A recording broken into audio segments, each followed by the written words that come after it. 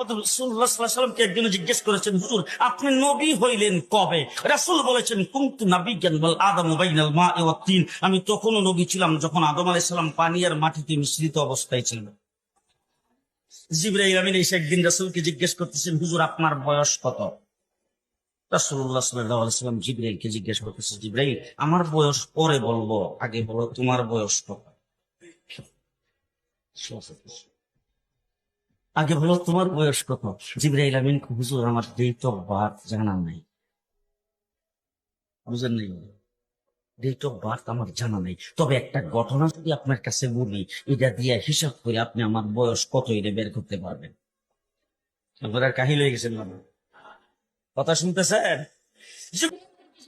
গঠন করলে আপনি হিসাব করে তারপর আমার বয়সটা বের করতে পারবেন। যখন এই কথা বলছেন রাসূল বলে, কি ঘটনা? বল, হুজুর আমাকে যখন আল্লাহ সৃষ্টি করেছেন তখন আমি আরশের নিকটে দেখতাম একটা তারা উঠতো, একবার উঠলে ৭০,০০০ বছর থাকতো। কয় বছর? ৭০,০০০ বছর। এরপরে যখন অস্ত যাইতো ৭০,০০০ বছর পর্যন্ত চলে যেত, আবার যখন উঠতো ৭০,০০০ বছর থাকতো। একবার উঠলে ৭০,০০০, অস্ত গেলে ৭০,০০০, এইভাবে তারাটা উঠতে আর অস্ত যাইতে আমি ৭২,০০০ বার দেখছি।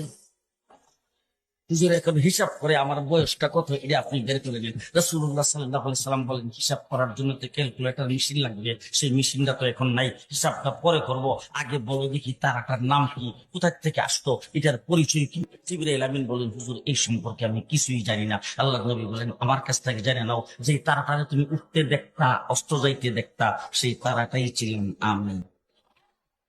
এখন তুমি হিসাব করে বের করো আমার বয়স কত।